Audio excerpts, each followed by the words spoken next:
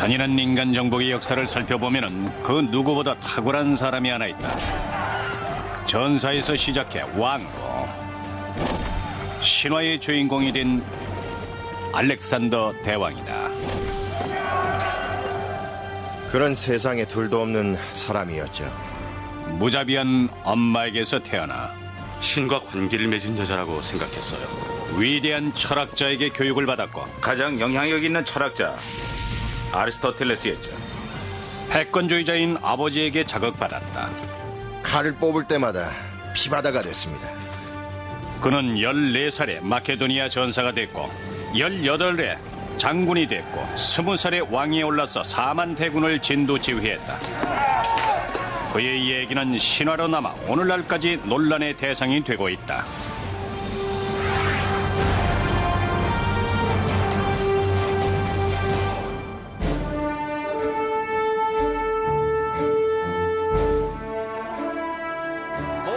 2000년 전 이곳은 인류 역사상 가장 위대한 전사라고 평가되는 한 남자의 고향이었습니다.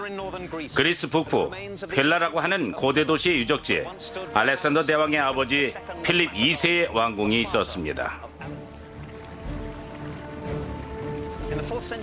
기원전 4세기 알렉산더 대왕은 2만 2천 마일에 달하는 광활한 대륙을 정복함으로써 세계 정복의 꿈을 실현시켰습니다.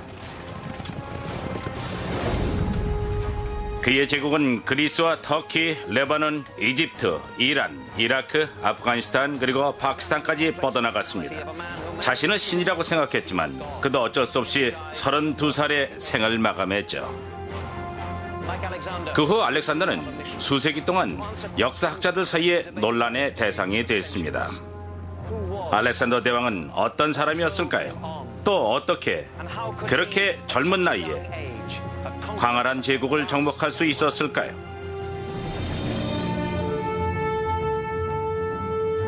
현재 우리가 알고 있는 알렉산더 대왕의 얘기는 기원전 323년 알렉산더 대왕이 죽은 지 몇백 년 후 4명의 고대 역사가들이 남긴 자료에 기인한 것이다. 전설적인 전사와 생사고락을 함께했던 병사들의 일기를 바탕으로 알렉산더의 얘기를 기록한 고대 역사가들은 그리스의 역사가 에리안, 시칠리아의 다이오드로스, 로마의 카시오스 루파스, 그리고 알렉산더의 어린 시절을 기록하고 그의 성격을 분석하는 데 많은 시간을 할애했던 그리스의 철학가 플루타크였다. 초상 화가들이 그림을 그릴 땐 무엇보다 얼굴과 눈동자를 표현하는 데 신경을 많이 쓰고 상대적으로 몸의 다른 부분은 관심을 두지 않습니다. 마찬가지로 정신 활동을 반영하는 여러 행동들을 분석하는 게 저의 일이죠. 32살의 짧은 생애에도 불구하고 알렉산더 대왕은 인류 역사 속에 영원히 지워지지 않는 위대한 인물로 남았다.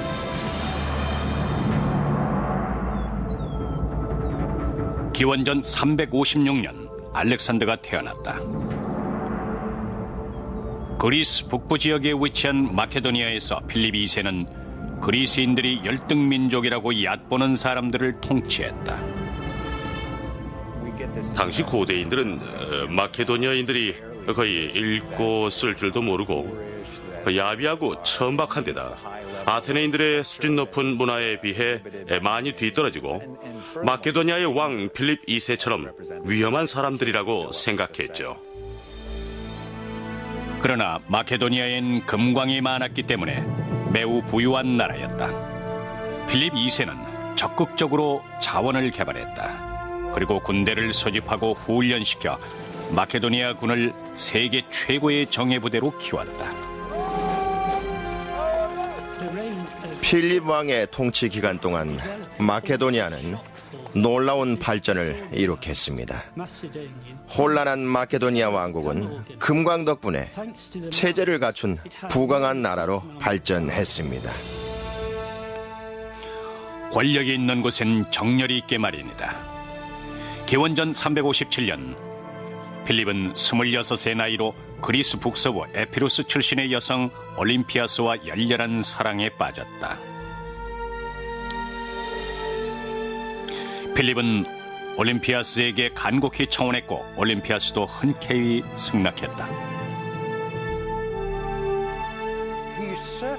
마케도니아의 왕 필립 2세는 전쟁에 출정할 때마다 새로운 아내를 맞아들였습니다. 워낙 여자를 좋아하기도 했지만 결혼을 통해서 적국과 동맹 관계를 맺고 외교적으로도 자신을 안전하게 보호하기 위해서였습니다. 필립은 올림피아스의 아름다움에 홀딱 빠져 있었다. 그러나 올림피아스에게 무자비한 면이 있고 신비교에 심취해 있다는 사실을 눈치채지 못했다. 올림피아스는 성격이 불같았고 에피루스의 공주답게 정치와 종교에 관심이 굉장히 많았습니다. 그중 가장 큰 관심은 그녀의 아들 알렉산더를 어떻게 해서든지 마케도니아의 왕으로 만드는 것이었죠. 알렉산더의 왕위 계승 문제에 관한 한 올림피아스는 굉장히 잔인하고 무자비했어요. 올림피아스와 결혼한 필립 2세는 전쟁보다도 더 끔찍하고 등골이 오싹한 일을 겪었다. 결혼식 전날 밤 신부는 자궁의 벼락을 맞는 꿈을 꾸었고 필립은 아내의 자궁을 봉하는 꿈을 꾸었죠. 그 위에 사자의 형상이 있었습니다. 필립은 우연히 올림피아스가 뱀과 함께 잠자는 모습을 보았습니다. 그 후 올림피아스에 대한 필립의 사랑이 식었고 그때부터 필립은 올림피아스와는 여간해선 잠자리를 같이 하지 않았습니다. 신과 관계를 맺은 올림피아스가 자신에게 마법을 걸까봐 두려웠기 때문이죠.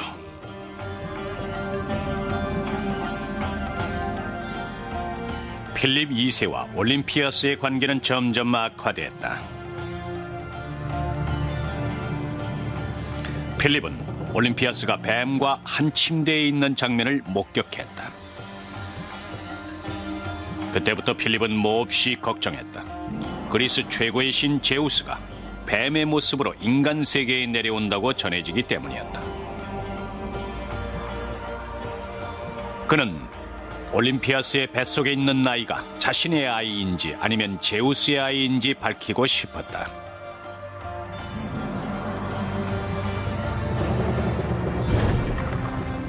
그러기 위해선 델포이의 아폴로 신전에서 신탁을 받는 방법밖에 없었다.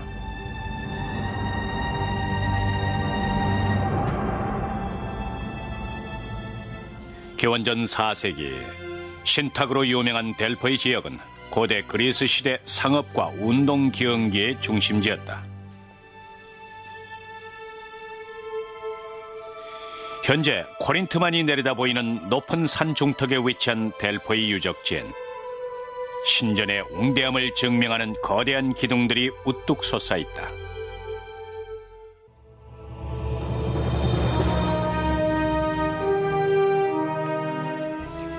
기원전 356년 알렉산더가 태어나기 몇 달 전 필립 2세는 앞으로 태어날 아이가 자신의 아들인지 아니면 신의 아들인지 밝히기 위해서 델포이 신전을 찾았다.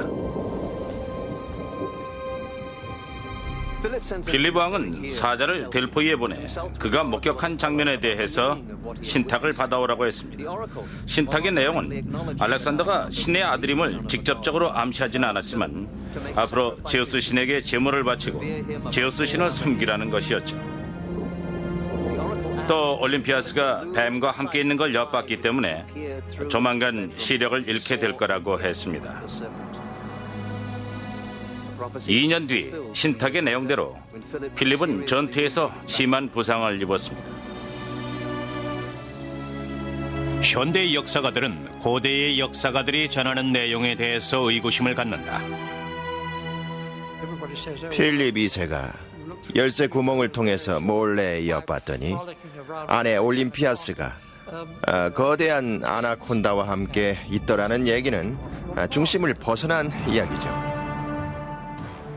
신의 아들이든 인간의 아들이든 기원전 356년 여름 올림피아스가 낳은 아들은 그의 조국과 가족 그리고 자신에게 승리의 영광과 함께 비극적인 결말을 가져다 주었다.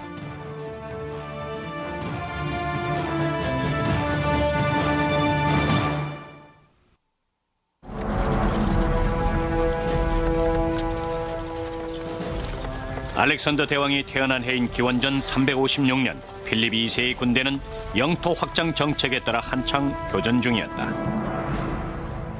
그리스 북부의 마케도니아 지역에선 두 도시가 발달했다. 가장 발달한 도시는 현재 버기나로 불리는 에이지였다. 이곳은 최초의 마케도니아 수도로서 현재까지 종교와 정치, 예술의 중심지다. 현재까지 남아있는 거대한 유적지엔 대규모 축하 행사와 각종 공연을 비롯해서 운동 경기가 벌어지던 야외 극장의 흔적을 볼 수 있다. 4세기경 마케도니아의 수도 펠라는 필립 2세의 고향이었다. 알렉산더 대왕은 펠라에서 어린 시절을 보냈다. 그는 왕족의 특권을 누렸지만 결코 버릇없는 부잣집 아들은 아니었다. 세계를 향한 알렉산더의 야망과 호기심은 끝이 없었다. 알렉산더는 어릴 때 굉장히 똑똑했습니다. 그가 가장 좋아하는 작가는 호모였고 머리맡에는 항상 호모의 시집이 놓여 있었죠. 그는 마케도니아 귀족 자제들이 다니는 학교에서 각종 운동뿐만 아니라 군사훈련도 받았습니다. 알렉산더가 13살 때 필립 2세는 아들의 지혜가 자신의 용기를 능가한다는 것을 깨달았습니다.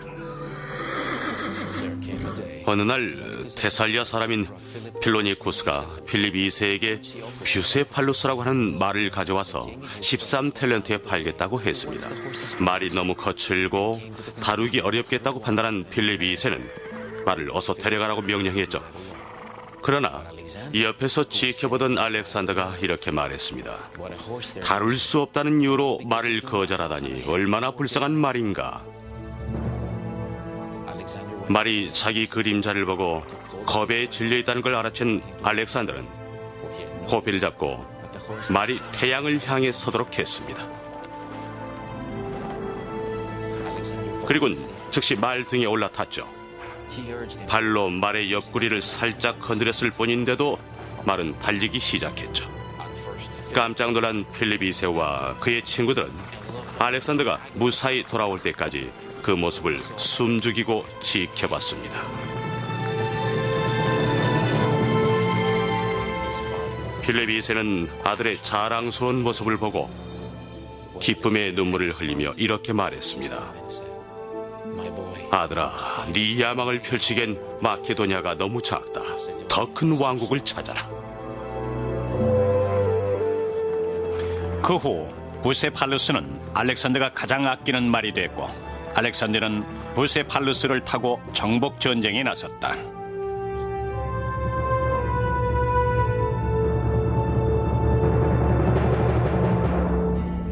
아들에게 깊은 감명을 받은 필립 왕은 마케도니아 왕궁에 있는 가정교사만으로는 알렉산더의 지적인 능력을 충족시킬 수 없다고 판단했죠. 그는 새로운 선생으로 역사상 가장 위대한 철학자로 손꼽히는 아리스토텔레스를 데려와서 최상의 교육 환경을 만들어 주었습니다. 이것은 미에자에 있는 림프의 성소입니다. 전설적인 마이더스 왕의 정원이죠. 여기에 있는 시내와 동굴, 그늘진 산책길은 그리스 신화에 등장하는 자연의 신 림프에게 바쳐진 것입니다. 알렉산더는 이렇게 말했습니다. 아버지는 생명이라는 고귀한 선물을 주었고 아리스토텔레스는 잘 사는 법을 가르쳐 주었다고 말이죠.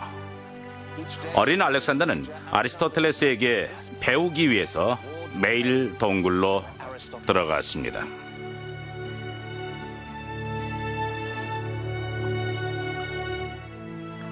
아리스토텔레스는 다방면에 뛰어난 철학자였죠. 그는 윤리학을 비롯해서 정치, 음악, 의학, 발생학, 천문학, 식물학, 해부학, 역사학, 형이상학, 동물학, 수사학, 시학, 그리고 가장 중요한 지적 호기심을 가르쳤습니다. 그는 알렉산더에게 억측을 하지 못하게 하고 모든 상황을 다르게 한 뒤 결정을 내리기 전에 사실을 분석하게끔 했습니다. 타고난 영재를 천재로 만드는 훌륭한 방법이었죠. 사춘기에서 성년으로 넘어가는 시기에 알렉산더는 마케도니아 귀족의 아들 헤피션을 만났다. 헤피션은 알렉산더의 가장 절친한 친구였다. 많은 역사가들은 둘이 친구 이상의 관계였다고 믿는다. 알렉산더가 10대의 소년이었을 때 필립 2세와 올림피아스는 알렉산더가 그리스인들이 말하는 기니스, 즉 동성연애자가 될까봐 몹시 걱정했습니다. 그래서 필립 2세와 올림피아스는 알렉산더에게 성에 대한 개념을 바로 잡아주기 위해서 고급 매춘부들을 데려와서 알렉산더에게 여자와 성에 대해 가르치라고 했습니다. 이 대목에서 아주 중요한 의문점이 생기는데요. 만약 턱수염도 덥수룩한 데다가 굉장히 남자답고 군사적으로도 크게 성공하고 엄청난 술고래에 정말 사내 중에 사내다운 아버지 밑에서 자란 아들에게 약간 여성적인 면이 있고 단짝 친구 해피션과 평생 절친한 친구로 지냈다면 단순히 그 친구와 함께 있는 게 편안했기 때문만은 아니었을 것입니다. 알렉산더란 인물에 대해 알면 알수록 흥미롭습니다. 알렉산더는 여자에게 전혀 관심이 없었고 대신 전쟁터에서 많은 병사들과 함께 전략 짜는 일을 훨씬 더 좋아했습니다. 좀 잔인하게 말한다면 알렉산더에겐 더 많은 적군을 죽이기 위해 전략을 짜는 일이 여자들과 하룻밤을 보내는 것보다 훨씬 더 흥분된 일이었습니다. 아리스토텔레스에게 배운 철학과 아버지로부터 물려받은 전사로서의 육감, 어머니에게 물려받은 신화에 대한 열정, 이 모든 것이 합쳐져 위대한 알렉산더 대왕이 탄생했다. 그는 곧 전사로서 탁월한 능력을 과시했다.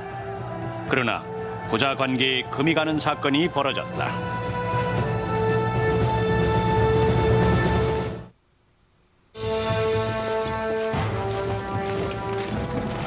기원전 340년 마케도니아의 왕이자 16살 된 알렉산더의 아버지 필립 2세는 원정을 떠났다.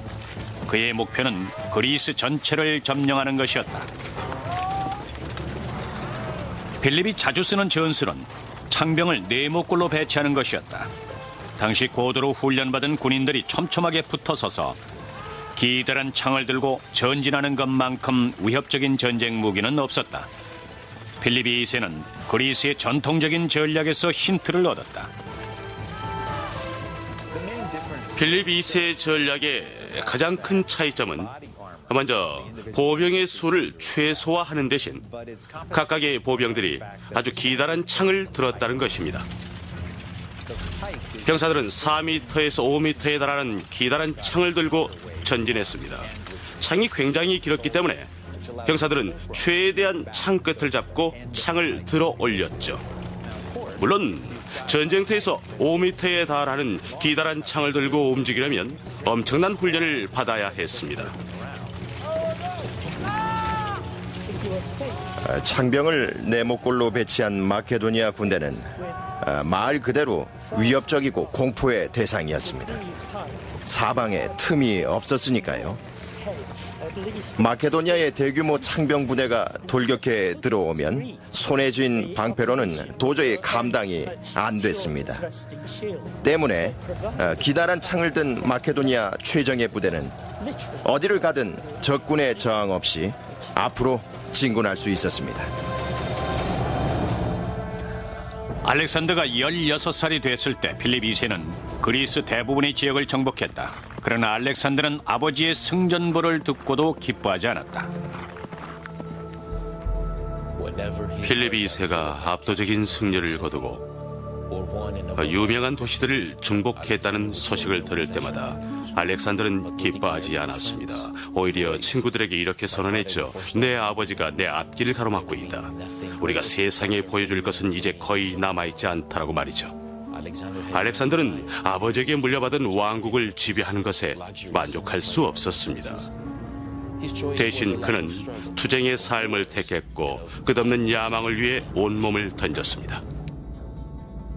기원전 339년 고대 마케도니아의 수도 에이지에서 알렉산더는 아버지 필립 2세가 이룩한 공적을 살펴보는 데 많은 시간을 보냈다. 알렉산더가 전쟁에 출정하기를 간절히 원했던 것은 어찌 보면 당연한 일이다. 그러던 어느 날 그에게 기회가 찾아왔다.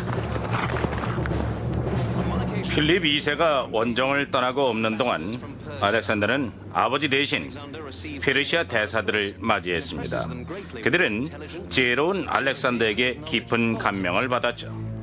그들은 필립 2세도 빈틈없는 사람이지만은 야망에 불타고 모험을 즐기는 알렉산더에 비하면 아무것도 아니라고 생각했습니다. 필립 2세에게도 그리스를 정복하려는 야망이 있었다. 그러나 만만치 않은 적군이 그의 앞을 가로막고 있었다. 바로 테베와 아테네 연합군이었다.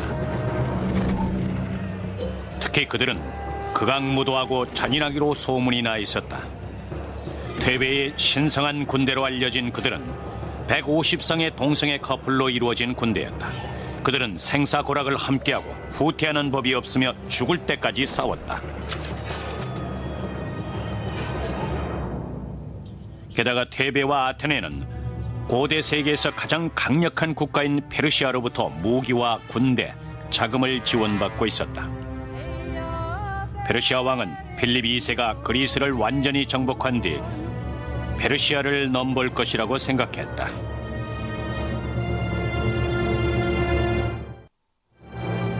필립 2세는 수십 년 동안 페르시아가 그리스와 마케도니아 정치에 간섭한 것에 대해서 원한을 품고 있었다.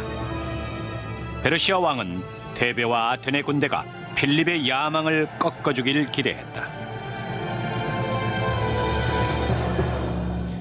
그리스 중심부에 있는 케로니아에서 양 진영의 막판 대결이 벌어졌다. 케로니아 전투에서 패배하면 필립 2세는 정복 전쟁의 꿈을 버려야 했지만 승리하면 마케도니아의 군대를 아시아까지 출정시킬 수 있었다. 기원전 338년 8월 케로니아 전투가 벌어졌다. 당시 알렉산더는 18살이었다. 필립 2세는 아들 알렉산더에게 마케도니아 군대의 지휘권을 맡길 때가 됐다고 생각했다. 그는 알렉산더에게 기병대의 지휘권을 맡겼다. 2,000명에 달하는 마케도니아 기병대는 항상 필립 2세의 군대 좌측에서 가장 중요한 임무를 수행했다. 고대의 역사가 다이오드루스는 케로니아 전투에서부터 알렉산더의 생애를 기록하기 시작했다. 새벽에 군대가 배치됐고 필립 2세는 어린 나이에도 용맹스럽고 행동이 날쌘 알렉산더에게 측면을 맡겼습니다. 그 옆에 가장 노련한 장군들을 배치하고 자신은 맨 앞에서 정예의 부대를 진두지휘했죠. 각각의 부대는 필요에 따라 배치됐습니다. 적군은 국적에 따라 테베와 아테네 두 그룹으로 나뉘었고 아테네군이 테베군을 지휘했습니다. 여기서 케로니아 전투가 벌어졌습니다. 필립 2세는 마케도니아에 창병 부대를 내세워 전투를 시작했죠.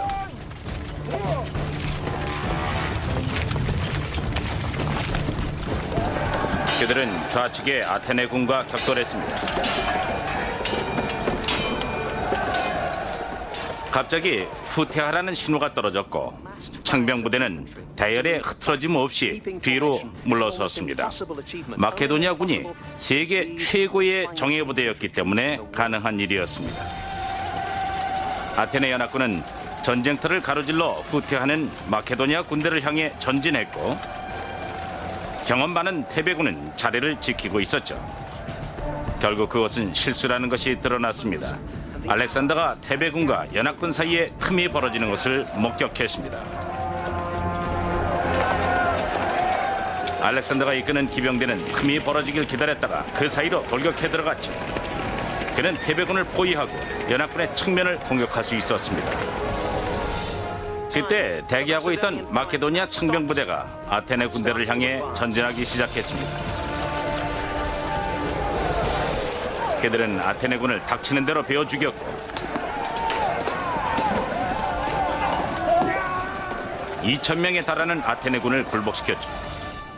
알렉산더에게 포위된 테베군은 최후의 한 사람까지 모두 처참하게 살해됐습니다.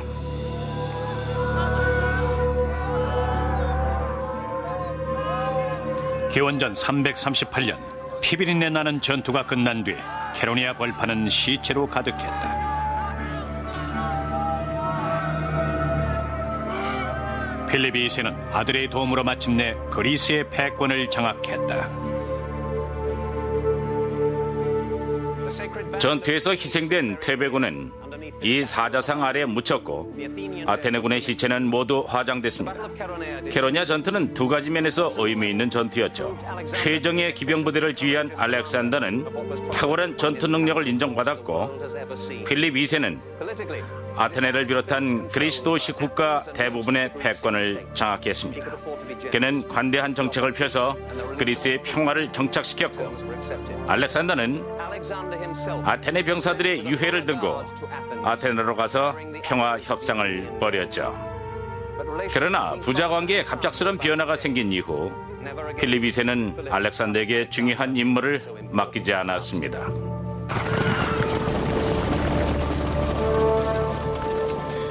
캐로니아 전투 이후 아버지에서 아들로 이어지는 마케도니아 왕조가 시작됐다.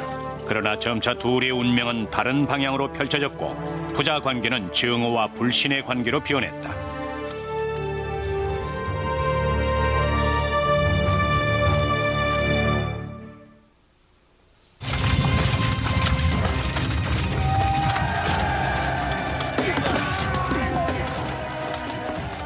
기원전 338년 마케도니아의 왕 필립 2세는 그리스 대부분의 지역을 통치했다. 알렉산더가 탁월한 전술로 아테네군을 물리치고 캐로니아 전투에서 결정적인 승리를 이루어냈다. 마케도니아 병사들은 아버지에서 아들로 이어지는 새로운 리더십의 경의를 표했다. 알렉산더는 18살 때 왕위 계승자의 자질을 유감없이 보여주었고 자연스럽게 이곳 에이지에 있는 왕궁이 언젠가 자기 것이 될 거라고 생각했죠. 그러나 전쟁이 아닌 사랑 때문에 알렉산더의 기대는 한순간에 무너져 내렸습니다. 캐로니아 전투에서 압승을 거둔 지 몇 달 후 필립 2세는 또 다른 신부를 맞아들이기로 결심했다. 마케도니아 귀족 집안 출신의 이제 갓 20살 된 클레오파트라였다. 요약하자면 중년을 훨씬 넘긴 필립 2세가 마케도니아 귀족 집안과 결혼 동맹을 맺기 위해서 젊은 여자를 찾은 것입니다. 거의 50이 다 된 늙은 남자가 자기보다 무려 30살이나 아래인 젊은 아내를 맞이한 것이었죠. 그렇다면 결과는 불보듯 뻔했습니다. 필립 2세가 클레오파트라와 결혼하겠다고 발표하자 알렉산더와 그의 어머니 올림피아노스는 강력하게 반대했다. 만약 마케도니아 귀족인 클레오파트라가 아들을 낳기라도 하면 장차 그 아이가 알렉산더를 대신해서 왕위 계승자가 될 것은 불보듯 뻔한 일이었다. 알렉산더의 어머니 올림피아스는 에피루스 출신이기 때문에 알렉산더는 순수 마케도니아 혈통이 아니었다. 어렸을 때부터 호모의 일리아드를 즐겨 읽으며 자란 알렉산더는 일리아드의 주인공 아킬레스와 자신을 동일시하고 자연스레 자신의 역할에 대해 생각하게 됐습니다. 반면에 자식보다 나라 일이 먼저였던 아버지는 클레오파트라를 아내로 맞이해서 아들을 더 낳고 싶어 했습니다. 기원전 338년 가을 필립 2세와 클레오파트라의 결혼식 날 밤 가족 간의 팽팽한 긴장감이 흘렀다. 마케도니아인들은 왕궁에서 광란의 술 파티를 벌이는 것으로도 유명했습니다.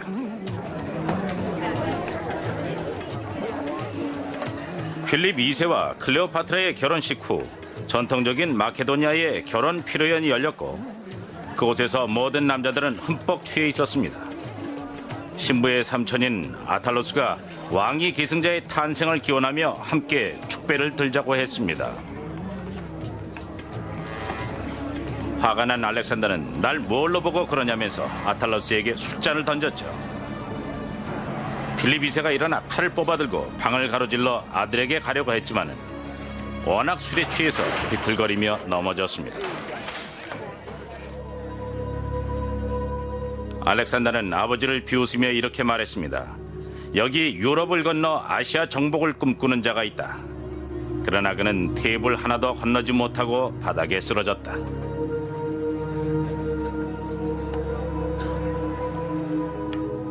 이 사건 이후 18년 동안 쌓아온 아버지와 아들의 관계는 끝이 났다. 게다가 아버지에서 아들로 이어지는 군사협력 관계의 가능성 또한 완전히 물 건너갔다. 결혼식 사건 이후 알렉산더와 올림피아스는 추방됐습니다. 그러나 곧 필립 2세는 왕위 계승자와 유능한 군 지휘관이 필요하다는 사실을 깨닫고 알렉산더를 설득해서 고향으로 불러들였습니다. 그러나 올림피아스는 돌아오지 않았습니다. 아버지와 화해를 했지만은 알렉산더가 왕이 되리라는 확신은 없었죠. 클레오파트라는 결혼한 지 1년도 안 돼서 아들을 낳았습니다. 필립이 오래 산다면 왕위는 마케도니아 순수 혈통을 지닌 배다른 형제에게 돌아갈 것이 분명했습니다. 필립 2세와 알렉산더, 올림피아스 간의 불화는 좀처럼 화해될 기미를 보이지 않았다. 그 와중에 그리스의 패권을 장악한 필립 2세는 마케도니아 왕국을 아시아까지 팽창시킬 계획을 세우고 있었다. 필립 2세는 먼저 아시아 서부 해안에 파메니오 장군이 이끄는 소규모 원정대를 보내 교두보를 확보하게 했다. 파메니오 장군은 필립 2세에게 매우 중요한 인물이었습니다. 절대적으로 믿을 수 있는 필립 2세의 오른팔이었죠. 그는 필립 2세와 정치적으로도 의기투합했습니다. 게다가 파메니오 장군은 필립 2세에게 절대적인 충성을 맹세했으며 여러 전투를 통해 장군으로서 뛰어난 자질을 인정받았습니다.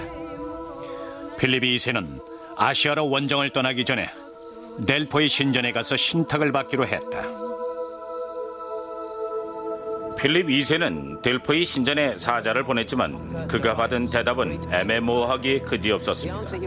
황소에게 화환을 씌우고 제물을 바칠 준비를 하라는 신탁을 받은 필립 2세는 다리우스가 살해되어 희생양이 될 것이라고 해석했죠. 그러나 신탁은 정반대의 결말을 가져왔습니다. 곧바로 필립 2세는 정복 전쟁을 떠나기에 앞서 성대한 축제를 벌였죠. 그는 되도록 많은 그리스인들의 참여를 유도하기 위해 대규모 음악 콘테스트를 계획하고 성대한 만찬을 준비했습니다. 그리스인들에게 자신이 너그러운 사람임을 보여주고 싶었죠. 기원전 336년 10월 필립 2세는 고대의 수도 에이지에 있는 마케도니아 왕궁의 앞마당에서 성대한 축제를 벌였다. 이곳 에이지 왕궁 앞마당에 있는 극장에서 필립 2세와 알렉산더 그리고 수천 명의 마케도니아인들이 모여 신에게 바치는 축제를 벌였습니다.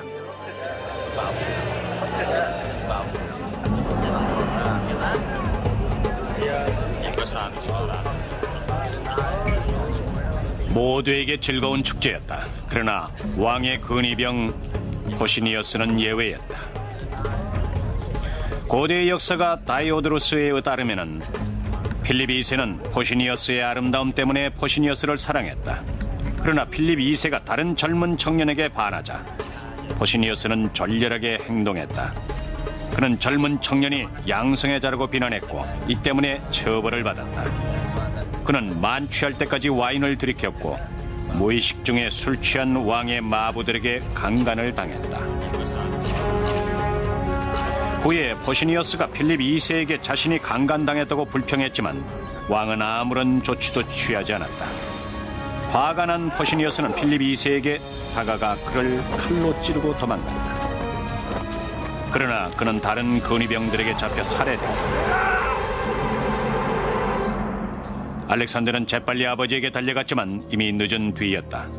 기원전 336년 필립 2세는 세상을 떠났다.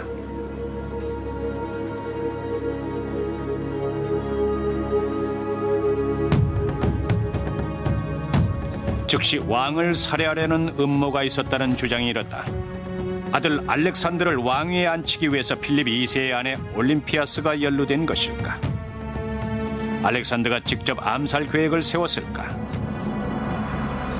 암살 음모에 대해서 조사해보기에 앞서 훨씬 더 중요한 문제를 해결해야 했다. 과연 그리스인들이 알렉산더를 왕으로 인정하고 받아들일까?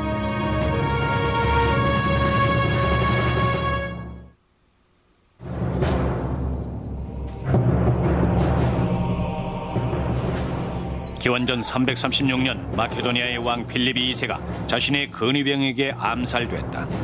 그러나 현대의 암살 사건과 마찬가지로 암살자의 배후에 다른 사람이 있다는 주장이 일기 시작했다.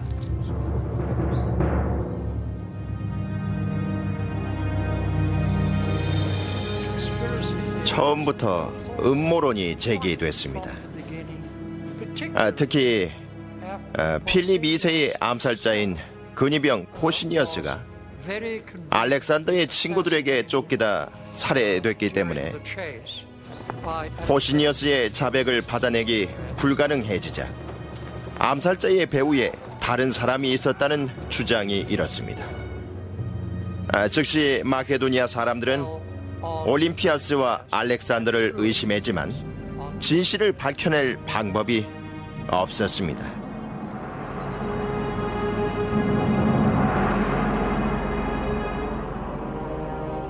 마케도니아 전통에 따라 필립 2세의 시체는 화장됐다.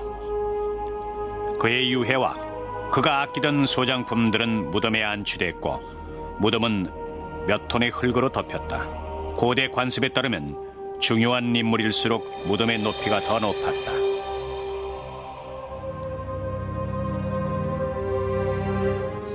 수세기 후 고고학자들이 마케도니아 고대 왕궁에서 멀지 않은 곳에 위치한 그리스의 버기나 지방에서 필립 2세의 무덤을 찾을 때 이 점을 염두에 두었다. 이곳은 필립 2세의 유해가 안치된 곳입니다. 그는 왕궁에서 멀지 않은 거대한 고분에 안치됐죠. 1977년 그리스 고고학자가 그의 무덤을 발굴할 때까지 무려 2000년 이상 비밀에 쌓여 있었습니다. 그리고 15년 후 필립 2세의 고분은 박물관으로 변신했습니다. 버기나 박물관은 현대의 건축 기술로 탄생된 경이로움의 산물이다. 이곳엔 몇 개의 무덤에서 발견된 유물이 효과적으로 전시되어 있다.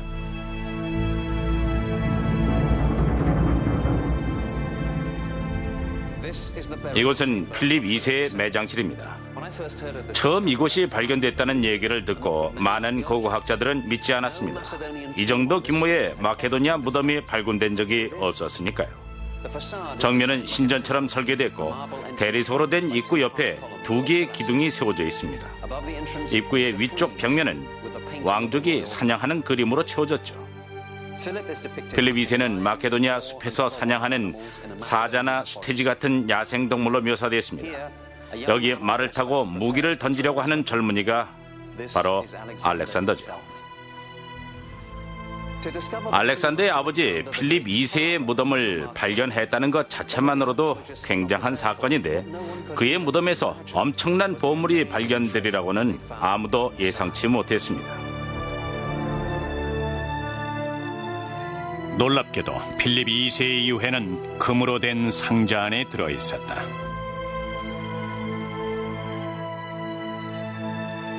게다가 매장실 앞엔 금잎으로 된 왕관과 필립 2세가 직접 쓰던 갑옷, 헬멧, 방패까지 보관돼 있었다. 아버지의 장례식 이후 알렉산더는 마케도니아 시민들에게 자신이 마케도니아의 왕이 될 자격이 있다는 것을 증명해 보여야 했다.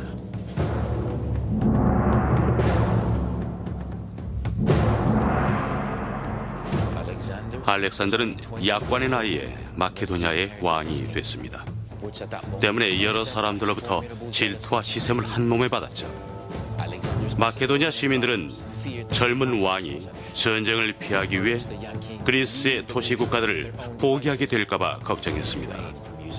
그러나 알렉산더는 마케도니아를 안전하게 지키는 길은 단호하고 허리낌 없이 대담하게 행동하는 것뿐이라고 생각했고, 무엇보다 권력의 고삐를 장악하는 것이 급선무였습니다. 그렇지 않다면 자신의 정적들이 한꺼번에 들고 일어날 것이 분명했으니까요.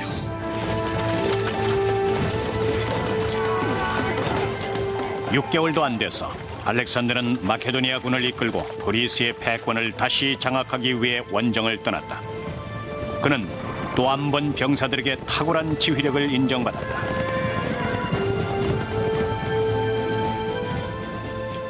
올림피아스는 필립 2세의 갓 태어난 아들을 살해하라는 명령을 내렸고, 겁에 질린 클레오파트라는 스스로 목숨을 끊었다. 이로써 알렉산더는 마케도니아의 유일한 왕위 계승자가 됐다. 이제 왕위에 오른 알렉산더는 그의 평생 목표인 페르시아 정복길에 올랐다.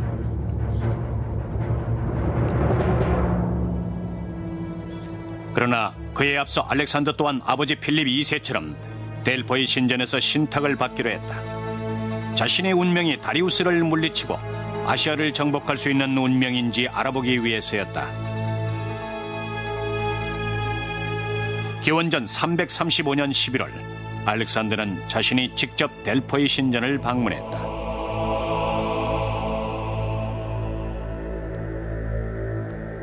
알렉산더가 델포이 신전에 도착했을 때 그는 때를 잘못 맞춰왔다는 얘기를 들었습니다. 원래 겨울엔 신탁을 받을 수 없기 때문이죠. 절대 거절당하고 물러설 사람이 아닌 알렉산더는 곧장 신전 지하로 가서 우격다짐으로 여사제를 설득했고, 견디다 못한 여사제가 이렇게 외쳤습니다. 누구도 널 정복할 수 없다. 원하는 대답을 얻은 알렉산더는 예언을 들을 필요가 없다며 되돌아갔습니다.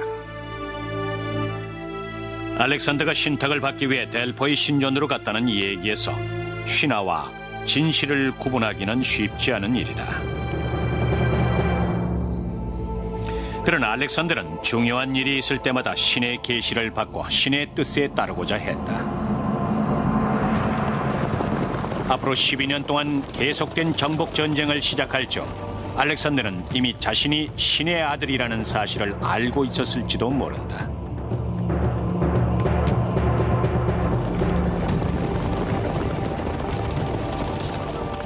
알렉산더가 아시아 원정길에 오를 때 어머니 올림피아스는 알렉산더가 정복 전쟁에서 이기고 돌아오면 출생에 얽힌 놀라운 비밀을 밝히겠노라고 했다. 많은 역사가들은 올림피아스만이 대답할 수 있는 비밀이 있었을 것이라고 믿는다. 과연 알렉산더가 진짜로 신의 아들이었을까?